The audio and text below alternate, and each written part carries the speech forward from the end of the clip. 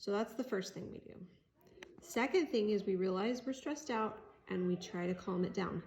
That sounds so easy, but it is so not easy when you're in the middle of stress. So we're going to talk about a few ways to turn those turn your feeling brain. Remember this brain? It is like totally in control right now. And so before we can do anything, we got to help that calm down and help our thinking brain to take over again. One way to do that, and this is going to sound totally crazy, but it works, is to breathe. You see my little breathing thing here? It's breathe in for 1 second, hold for 1 second, breathe out for 1 second, and hold. So breathe in, hold, breathe out, hold. And guess what? This is hilarious. Just thinking about counting to 4 like that and making your body do something makes your feeling brain shut up and your thinking brain start to work. I know. You don't believe me. I didn't believe me till I tried it, but it really actually does work. Or you can try to activate one of your senses. Suck on a candy, focus on the taste and texture, listen to your favorite song. Ooh, music's so good for that. If I'm having a feeling I don't want and I feel out of control, the right song can like change it like that. You could look at a photo that makes you happy. You can look at a funny meme on your phone.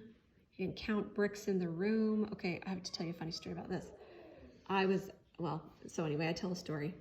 And then try to put a name to the feeling. Just trying to think through what feeling you're having can actually make your feeling brain be quiet. So we have noticed that something's off. We have calmed down. Next, we're going to be really kind to ourselves. This feeling we're having, that's not us. You are not your emotions. You can look at yourself feeling that emotion like you're on the ceiling and be like, oh, look, I'm so like seriously ticked off right now. Huh, that's interesting. I wonder why I'm so ticked off. It doesn't mean you're bad to have that feeling. It just means there's something that you need. Strong feelings usually mean you need something. It's just a red flag. Hello, you need something and you need to figure out what that is. All right, next we get curious. We decide, okay, I'm not gonna run away from this. I'm not gonna feel like a bad person. I've calmed down. I want to know what's going on with me. And then you ask yourself 2 questions. One is, what am I telling myself? I write these down on paper.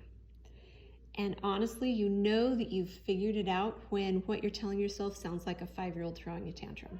And we don't like to write those things down. We don't like to admit that we are telling ourselves these things. But what I'm telling myself usually sounds something like,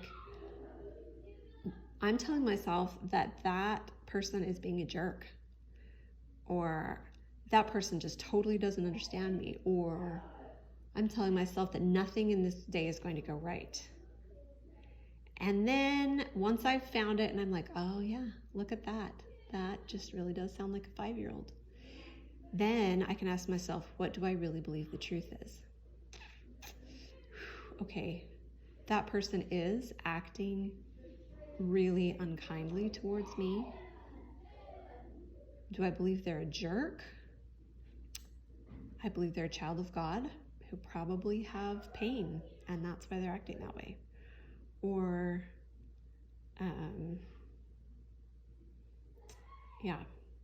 So sometimes I'm telling myself, I will never be good enough.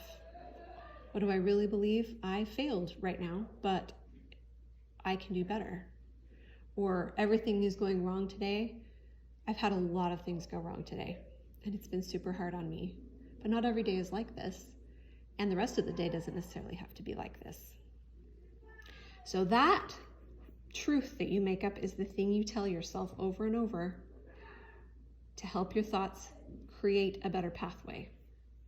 All right, so we've got, you notice your feelings, you calm down, you don't judge yourself, and then you ask yourself what you're telling yourself, and what do you really believe? And what you really believe is the thought you hold on to change your neural pathway.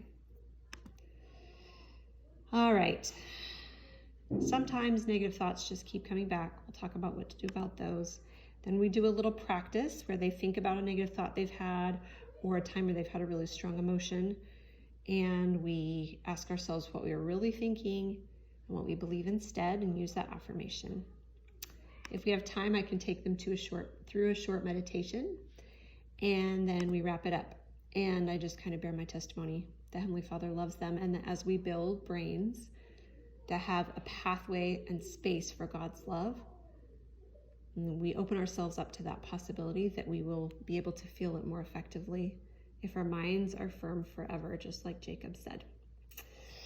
All right, so that was an abbreviated version. I have a lot more to say, and it's pretty complicated. I hope it's not too much for the girls, and if you feel like it is, you can tell me I need to simplify it, and I'd be happy to try to do that, but that's the basic gist of it. I did go through and change some things before I did this, and I probably will do that again, even if you don't have input, and just maybe try to streamline it a little bit, because it's just so much to take in.